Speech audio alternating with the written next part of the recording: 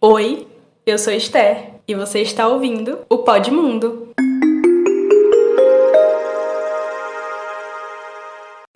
Olá, amante das relações internacionais. Seja bem-vindo ao último episódio de 2021. Ao longo do ano, o Pod Mundo trouxe vários episódios acerca de assuntos dentro das relações internacionais que abordavam questões que precisavam ser mostradas aos jovens de uma forma descomplicada, falando sobre política internacional. E cada episódio entregue que traz clareza para o nosso ouvinte fala muito sobre efetividade. Por isso, nosso querido ouvinte, nós queremos agradecer por sua participação ao longo de todo o ano e de todos os episódios entregues que são feitos para você. Deixamos aqui o nosso muito obrigada. E hoje nós falaremos sobre política externa brasileira e o continente africano, que é um assunto muito extenso, de alta complexidade, mas tentamos trazer as maiores questões para ter uma abordagem mais abrangente do assunto. E para nos ajudar nesse debate, nós trouxemos o professor Magno Klein, que é professor de Relações Internacionais, para falar um pouco para a gente como acontece esse tipo de relação. Professor, pode se apresentar para nós? Olá a todos e todas que estão ouvindo aqui esse podcast. Agradeço muito o convite de poder fazer parte, eu me sinto honrado. É uma iniciativa maravilhosa, novas formas de comunicação, muito importante para a Unilab, porque a própria Unilab tem perguntas, questões, temas que são muito próprios a ela, e que não basta ouvir o podcast dos outros, produzir seus próprios, é maravilhoso. Eu dou parabéns à iniciativa e estou muito honrado por esse convite. Eu sou Magno Klein, sou professor do curso de Relações Internacionais. No curso, eu hoje também sou responsável pela coordenação de estágio, então tenho particularmente estado preocupado com temas ligados à inserção profissional, de emprego, em relações internacionais. E nas minhas agendas de pesquisa, normalmente eu estudo a política externa brasileira e tenho estudado cada vez mais as relações internacionais em África. Então, fico muito feliz de ter sido convidado aqui hoje, porque pensar a política externa brasileira para a África é um pouco de reunir os temas que eu trabalho, e acho que esse é um tema muito importante, e também muito importante para a própria Unilab, que é um desses braços dessa iniciativa, dessa agenda. Professor, nós somos muito gratos por você ter aceito o nosso convite e estar aqui participando do Pod Mundo. Bom, a início de conversa, nós vamos abrir falando da nossa casa, a Unilab, que é um projeto de aliança entre o Brasil e a África. E nós queríamos saber como esse amparo diplomático contribui para esse estreitamento de laços entre o Brasil e os países africanos lusófonos. A Unilab é uma iniciativa singular para a realidade brasileira, para aproximação junto aos países do continente africano, em particular aqueles que têm como língua oficial portuguesa. Iniciativas de cooperação na área de educação são comuns nas relações internacionais. É comum países centrais oferecerem oportunidades e vagas para estudantes vindos de países em desenvolvimento. Crescentemente, nós temos visto essas iniciativas sendo feitas também por países emergentes, aqueles que estão um pouco mais avançados em termos de políticas educacionais, na área de ensino. Então, países como Turquia, Rússia, têm também colocado, Índia, têm ofertado a possibilidade de que estudantes estrangeiros estejam em seus espaços.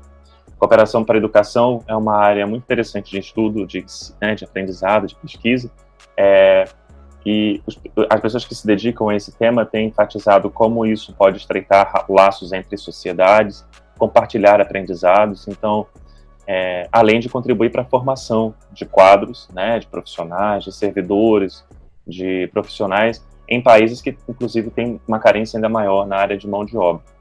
O Brasil, ele atua tardiamente nessa agenda. Ele não é um ator tão forte quanto outros países emergentes.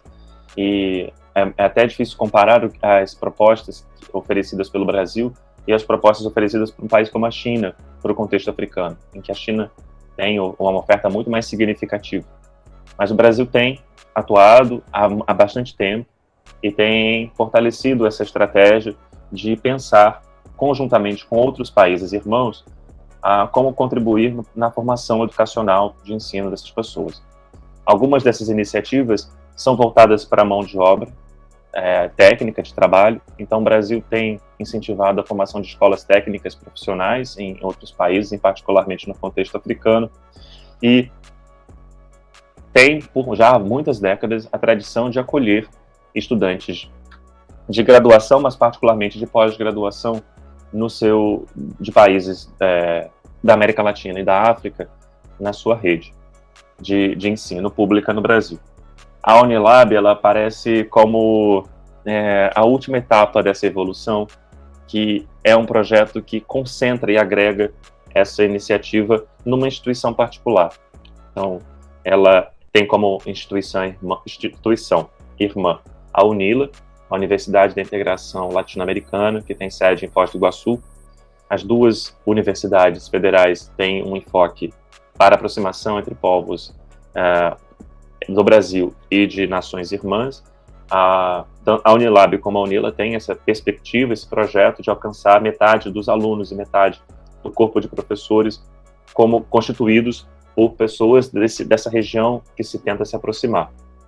A Unilab surgiu há 10 anos, tem os campos, né, nós já conhecemos aqui, estou falando um pouco também para quem já é da casa, que isso é bom. Tem campos na Bahia, no Ceará, e tem feito essa aproximação.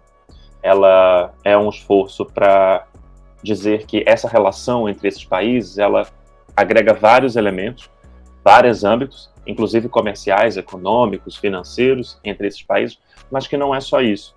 Então, quando a gente pensa no projeto da Unilab, eu acho tão interessante pensar que o Brasil se compromete no longo prazo a contribuir para a construção dessas sociedades também. E então tem todo um benefício que esses países têm recebido na formação de profissionais mais qualificados, mais atentos. E o Brasil tem uma atenção grande, né? Os cursos ofertados são escolhidos pelas demandas que esses países possuem e demonstram ao Brasil. E isso é para dizer as contribuições que esses países têm. Mas a gente pode, desculpa a resposta ter ficado longa, mas eu complementaria, por enquanto, comentando os benefícios para o Brasil e para os brasileiros da acolhida desses estrangeiros aqui. O Brasil tem uma sede de saber e de se aproximar das diferentes culturas do contexto africano e de pensar a África, né, no contexto da diáspora, e a presença dos estrangeiros aqui, dos africanos na Unilab, enriquece o Brasil, enriquece a reflexão sobre negritude, sobre questões étnicas, sobre relações, e para falar de relações internacionais, né, assim, enriquece como pensar as relações internacionais no Brasil.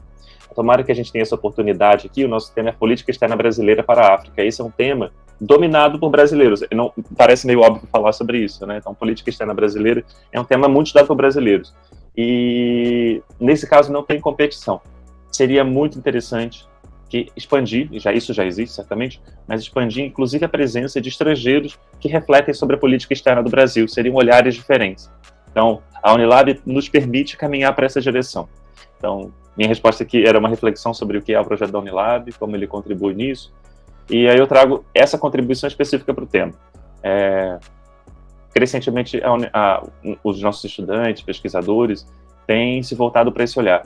E talvez por sermos brasileiros, temos certas limitações ou incapacidades de ver, ou nosso interesse está voltado para outro ponto. Então é fascinante pensar que tem muitos estudantes que têm a sua formação cultural, educacional, em África, que são africanos e que estão interessados em pensar nesse tema com olhares que na academia brasileira não se tinha tido ainda. Então, a Unilab tem um papel importante a cumprir.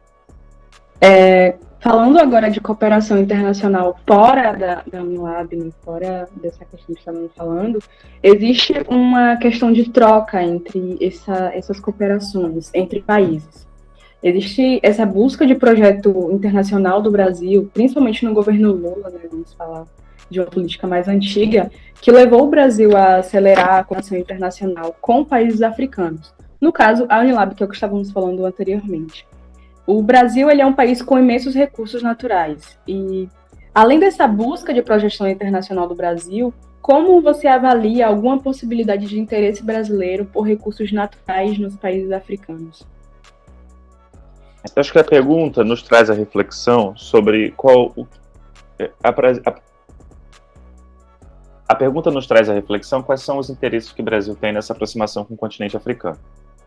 E quando nós estudamos cooperação, aproximação entre países, a gente costuma simplificar perguntando: é solidariedade ou é interesse? É possível, né, um relacionamento de países que têm dimensões políticas econômicas tão diferentes e essa relação ser igual, ser benéfica para todos os lados? Então, a minha resposta é que o Brasil é uma cidade altamente complexa, com muitos interesses. Então, quando nós vemos a presença do Brasil na África, ela tem várias camadas e vários interesses, alguns deles são inclusive conflitantes. Então, há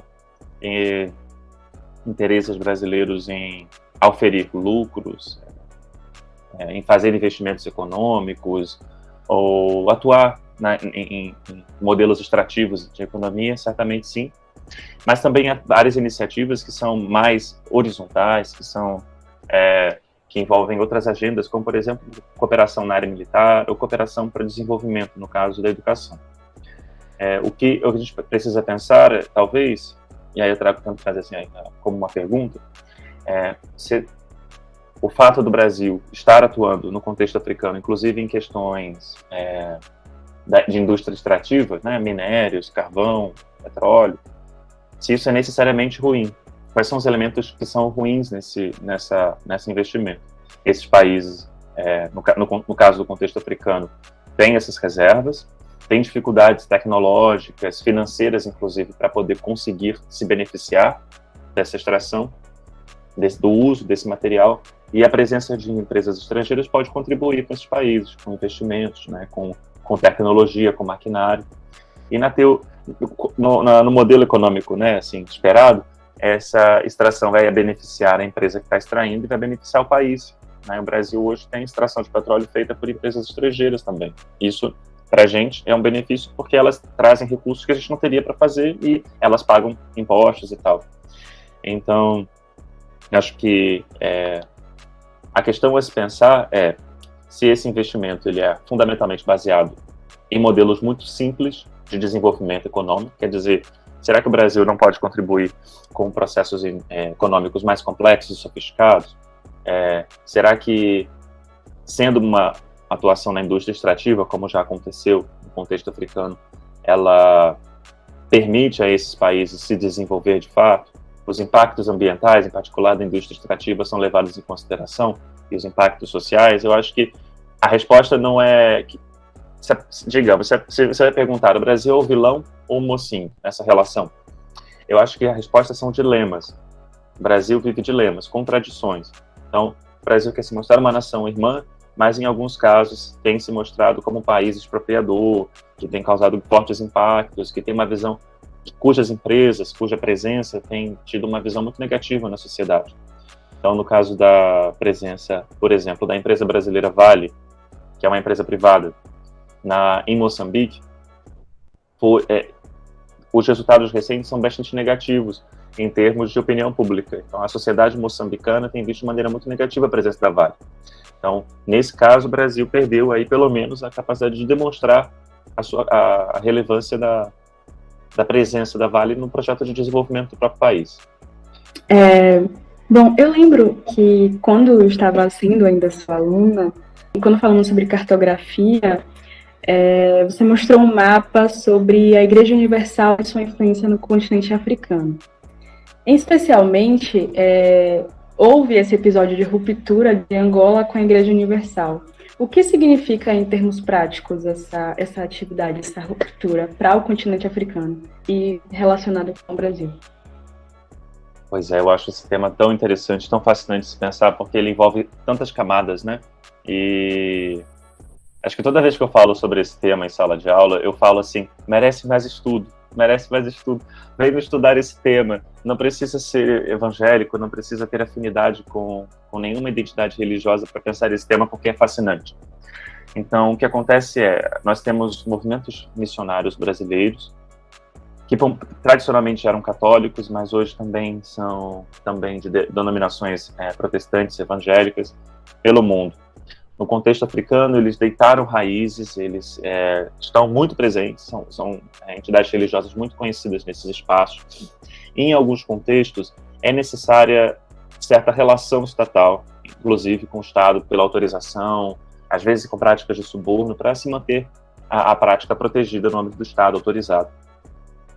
No caso de Angola, tentando dar um panorama do que está acontecendo, né? No caso de Angola, você tem a Igreja Universal há várias décadas e, nos últimos anos, a relação entre o governo e a Igreja Universal tem se deteriorado. Então, o Estado tem, para atuar em Angola, é preciso de autorização, e o Estado tem cancelado, né, assim, tem restrito a atuação da Igreja Universal até o momento em que houve o fim da atividade, proibição. Isso é um fenômeno super interessante, porque envolve a interação entre duas sociedades, e sociedades em mudança.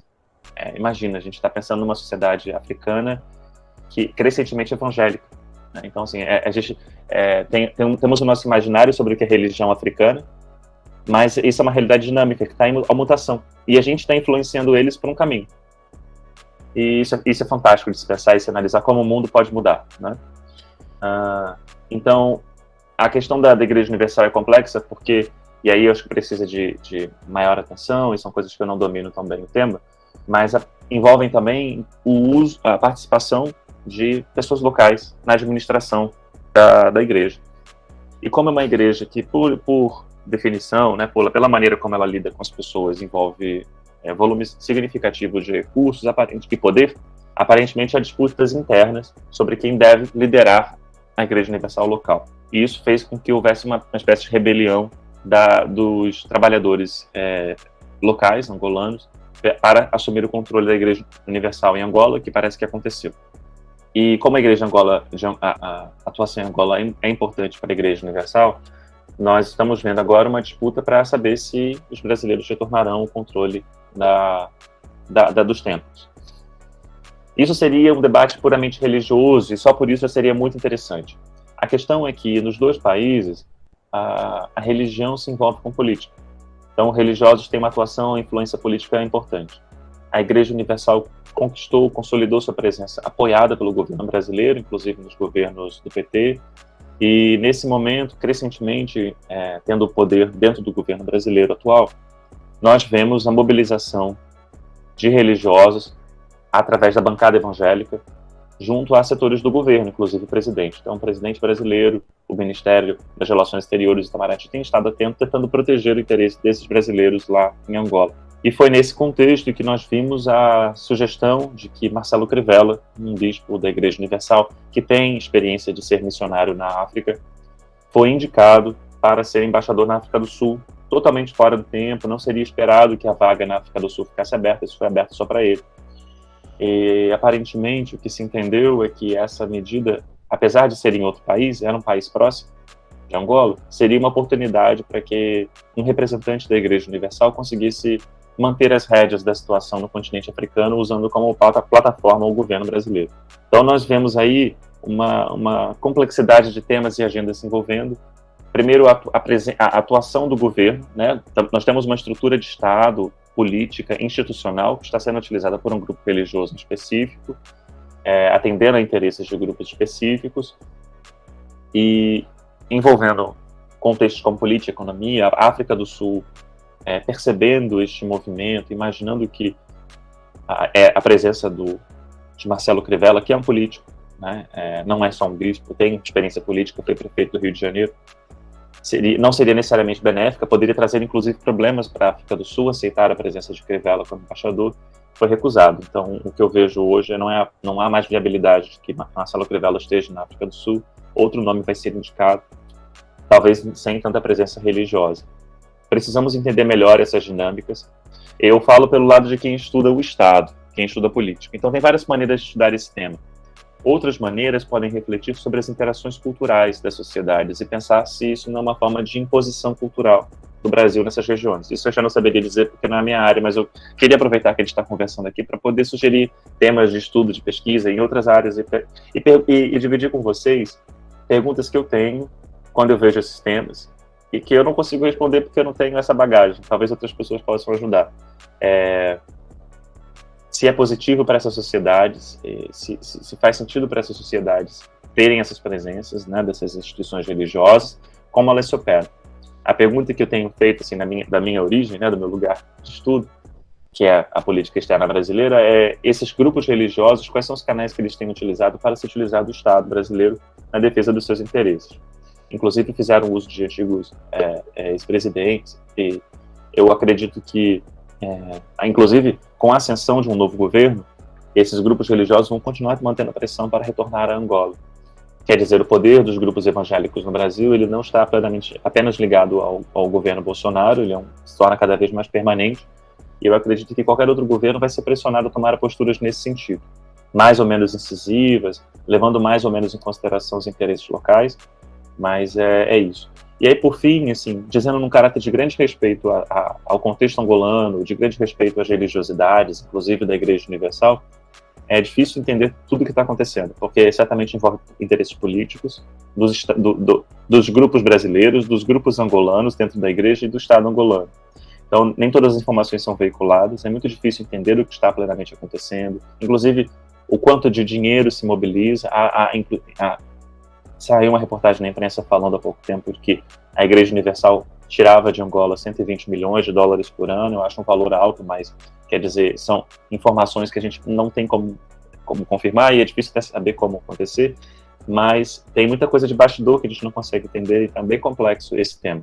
Acho que a gente entrou agora numa questão do governo Bolsonaro e temos uma questão relacionada ao poder constatado em relação à pouca presença do Brasil na África.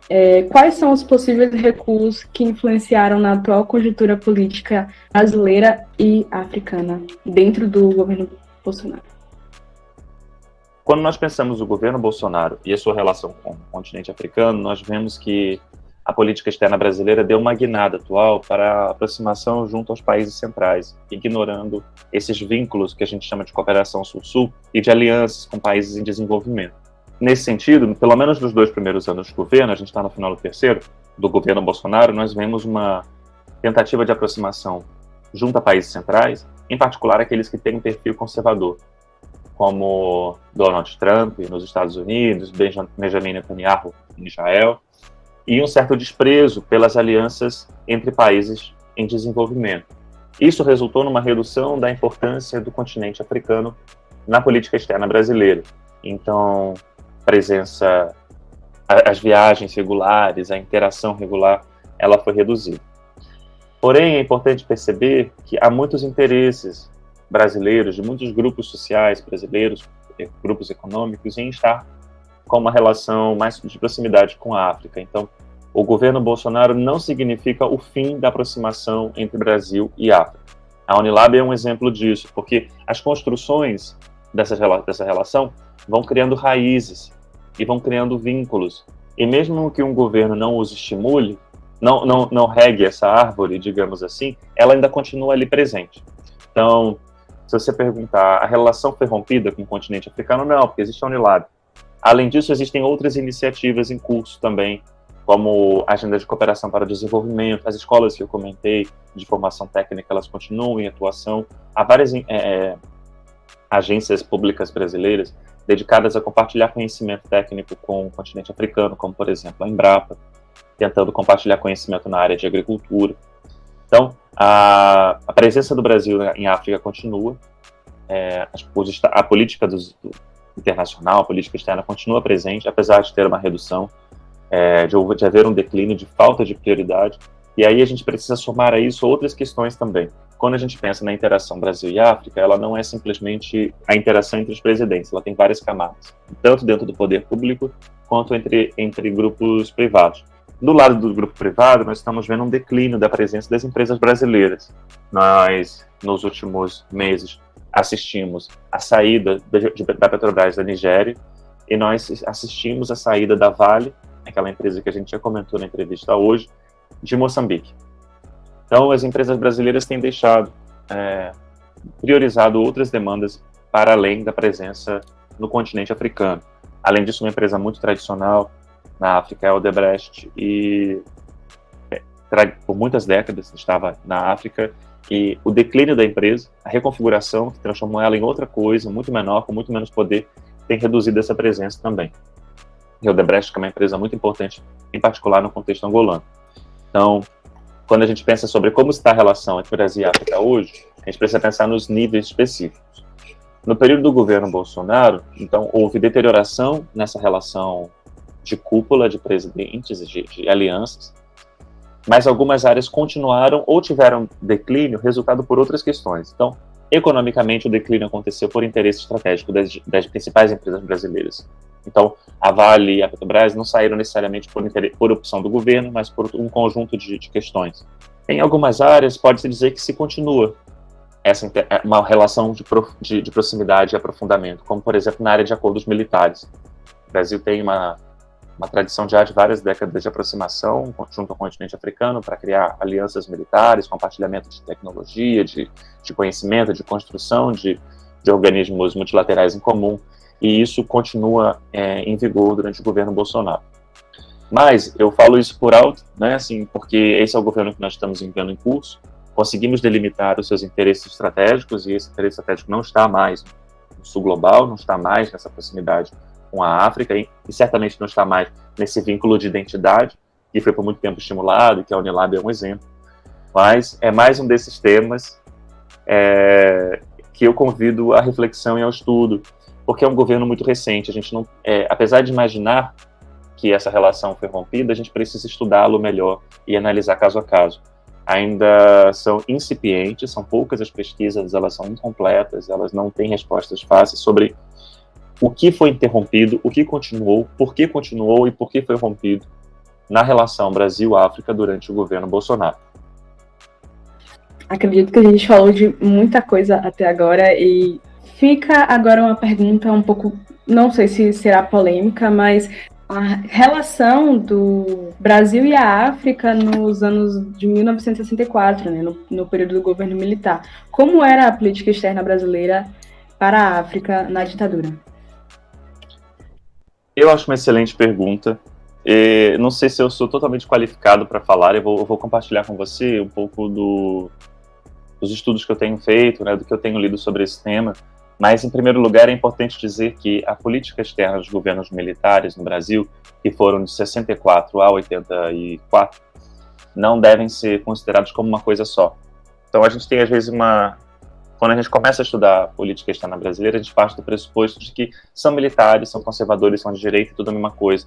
E tem grande variação, grande amplitude. O período do governo militar, ele foi marcado inicialmente por uma aliança de muita proximidade com os Estados Unidos. O regime militar foi justificado também na base da proteção dos valores brasileiros ocidentais e de afastamento de uma ameaça comunista, né? Então a aproximação com o sul global era uma coisa que era visto como uma chance do comunismo assumir o poder. Mas essa aproximação com os Estados Unidos ela durou pouco tempo. Então o período do governo militar, a partir dos primeiros anos, já foi de reconstrução de uma proximidade, de uma aliança com os países africanos. Então, inclusive trazendo dificuldades com o relacionamento com Portugal, porque nesse período, que era o período das lutas de independência no continente africano, né, das antigas colônias portuguesas, o Brasil tomava posturas, às vezes, dúbias, moderadas, mas que eram mais favoráveis à independência. Então, o Brasil, durante o regime militar, foi dos primeiros países do mundo a reconhecer a independência de Cabo Verde, de Moçambique, de Angola. Então, contribuindo para essa consolidação, tentando criar um diálogo entre as antigas colônias e a antiga metrópole Portugal. O Brasil, ao longo do período do regime militar, foi construindo um processo de aliança e parceria com o continente africano. Então, apesar de ser o período do regime militar, com o passar do tempo, ele foi adotando cada vez mais um perfil terceiro-mundista, que significava, inclusive, se aproximar das nações africanas, defender os processos de independência, construir conjuntamente os estados africanos, né, apoiar a construção desses estados na sua consolidação, na formação de burocracias. Então, foi uma das fases, então, de maior aproximação entre o Brasil e o continente africano, depois do período que veio se interromper com o período da democratização no Brasil e vem ganhando fôlego até então. Se a gente fizer uma cronologia, o período do governo Lula é o ápice dessa relação entre Brasil e África. A gente até já houve o retrocesso depois, mesmo durante o governo da presidente Dilma, um refluxo, né, uma diminuição do interesse, mas o período do regime militar ele é complexo e múltiplo, então ele tem momentos de aproximação e afastamento, e a aproximação foi significativa foi em múltiplos âmbitos, foi em múltiplas áreas, incluindo áreas de tecnologia militar, de defesa. E acho muito importante que quando a gente pensar nessa trajetória histórica sobre a relação entre os dois lados do Atlântico, seja levada em consideração a parte histórica. Não acreditemos que a história começou durante o governo Lula ou que começou no início do século XXI. A aproximação Brasil e África é de centenas de anos, né? Assim, é constituição conjunta, mas ela foi retomada e consolidada nas bases modernas em que ela está hoje, a partir dos anos 60, e teve uma interrupção durante o golpe militar, logo depois de 64, mas ela foi se consolidando, se amadurecendo a partir disso, para atingir o estágio em que está. Bom, nós temos, como falei, o quadro do Pode Indicar, para arrematar toda a entrevista, em que você pode trazer um projeto, né, como falamos inicialmente, um livro, um documentário, um filme, qualquer coisa que venha trazer uma sensação de continuidade aos nossos ouvintes, quando eles lembrem ou vão atrás dessas suas dicas e referências. Você tem algo para nós? Eu estava lendo mais informações para poder estar aqui e oferecer reflexões a vocês, assim, pensar junto com vocês. Um autor muito conhecido brasileiro na relação política entre Brasil e África é Paulo Fagundes Vicentini. Ele é um professor do Rio Grande do Sul, tem dedicado muitas publicações e muitas reflexões há várias décadas sobre esse tema, tem orientado pesquisas, então eu recomendo as leituras ligadas a ele. Tem vários autores, eu acho esse um autor significativo. Ele tem um livro recente chamado Relação Brasil-África, e eu acho que esse é um texto que consegue fazer um resumo interessante, relevante para as nossas agendas de pesquisa. Essa é a minha primeira sugestão. Outra sugestão que eu faço, e aí eu não sei se eu posso tomar essa liberdade, mas é que eu faço parte também de um podcast produzido por um grupo de pesquisa chamado, o grupo de pesquisa chama Lab Mundo, e esse podcast está disponível nas redes com o nome Lab Mundo. O grupo de pesquisa tem 2 podcasts, um chamado Banco de Áudios e o outro chamado Lab Mundo Resenhas, e são espaços em que a gente tem também compartilhado reflexões, agendas de pesquisa, publicações, em várias agendas, mas que tem uma presença muito grande de temas ligados à política externa brasileira e ao contexto internacional africano. Então eu queria, por fim, dizer que tem muitas coisas lá interessantes que podem nos ajudar a refletir sobre esses temas que nós pensamos hoje, e tem outros temas também muito interessantes que valem a pena ser considerados. Eu ficaria feliz se eu ouvisse de vocês feedbacks depois sobre isso, sobre essa experiência. Professor, muito obrigado pelas suas contribuições, por trazer um pouco de informação sobre a política externa africana e brasileira, porque, de certa forma, é um assunto pouco comentado pelos jovens, na verdade, que é o que a gente quer trazer. E trazer dessa forma, como o senhor trouxe, de descomplicada e mais inclusiva, acho que ajuda muito na distribuição de informação sobre o continente africano e as suas relações com o Brasil. Muito obrigada por ter aceito o nosso convite, nós estamos muito gratos pela sua participação, e é isso. Eu agradeço pelo convite, é uma honra poder fazer parte do podcast, fico disponível para quem quiser dialogar mais sobre assuntos, sobre outros temas ligados ao podcast. Desejo sucesso ao projeto e até a próxima. Infelizmente, nosso episódio chegou ao fim, mas antes de ficar triste, nós queremos te dizer que episódios novos virão. Mas para que você saiba quando novos episódios estarão no ar, é muito importante que você esteja ligado nas nossas redes sociais. Quando sairão novos episódios, para que você se organize e fique ciente de cada movimento nosso. Muito obrigada por ter ficado até o finalzinho. Se cuida, fique em casa. Tchau!